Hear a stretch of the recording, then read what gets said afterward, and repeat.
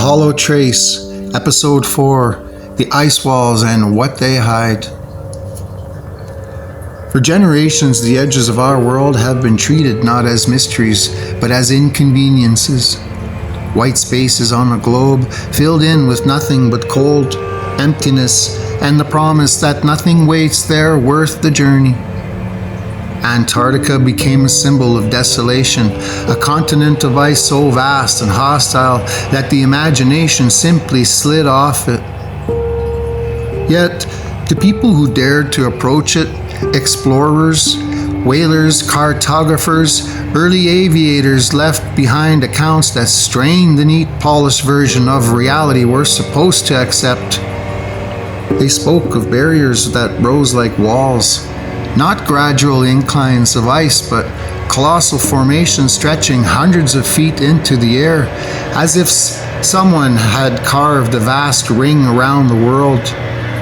These weren't the chaotic, jagged edges of natural glaciers.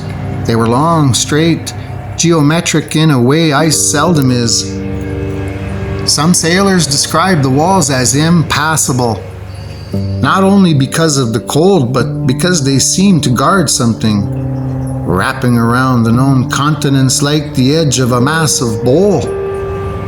Their journals, often ignored or dismissed, painted a picture of Antarctica not as a pole but as a perimeter.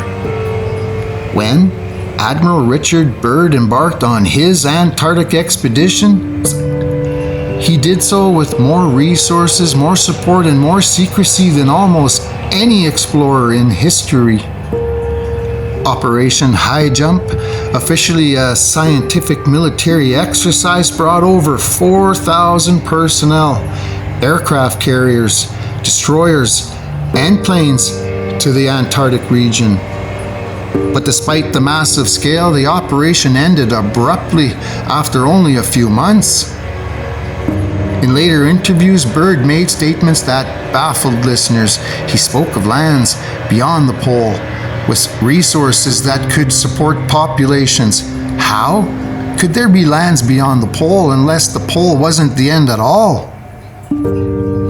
His choice of words, calculated, deliberate, never corrected, raised more questions than answers.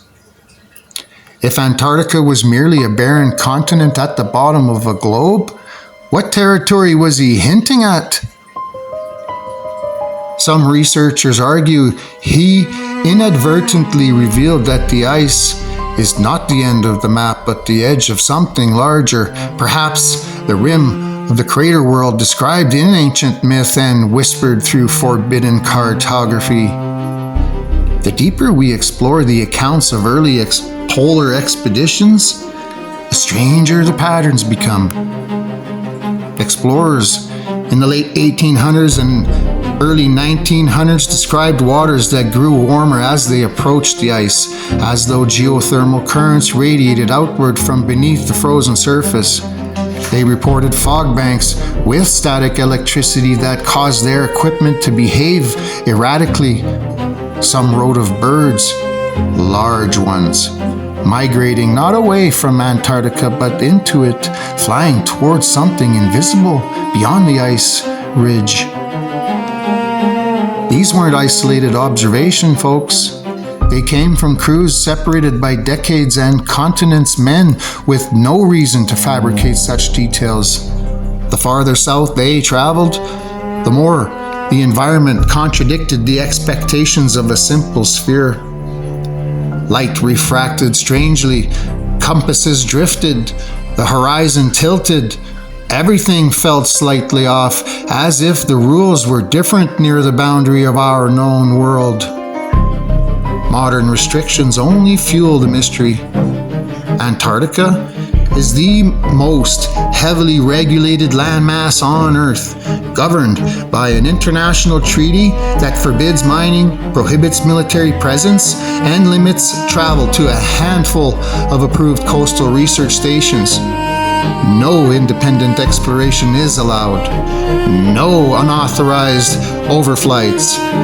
No expeditions inland without escort.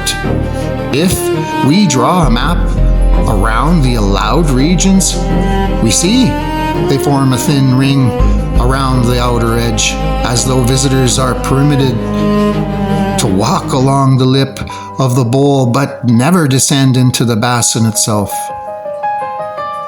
Satellite images of the interior are often blurred, incomplete, or strangely inconsistent. Claims that this is due to weather or technical limitations seem pretty fucking flimsy in a world where we can photograph distant galaxies in high resolution. Why is the coldest, emptiest place on Earth protected with more cooperation and secrecy than any political border? The idea that Antarctica is not a continent but the wall of our crater starts to sound less like fantasy and more like a puzzle piece that's been intentionally kept from the table. If the ice forms a continuous ring around our world, then anything beyond that ring becomes not simply remote but inaccessible. And if there are other craters, other worlds, beyond this encircling wall, then the true map of Earth extends far beyond what we've been shown. Some historians believe the sudden end of early polar exploration, the tightening of restrictions, and the global treaties that followed were not coincidences but reactions. Reactions to discoveries that threaten to expose a larger reality. That we live in a contained realm, bordered by a perimeter of frozen stone, and that beyond that barrier lies something no modern government wants the public to see. If the ice walls is a boundary, then what lies beneath it becomes even more important. Tunnels, caverns, geothermal corridors, the remnants of ancient cartography and post-war documents all point downward beneath the frozen circumference, which leads us directly into episode 5, where the mystery shifts from what's beyond the ice to what may be hidden underneath it. The alleged submarine routes, the forbidden maps, and the possibility that the world below the Antarctic crust is not empty, but engineered.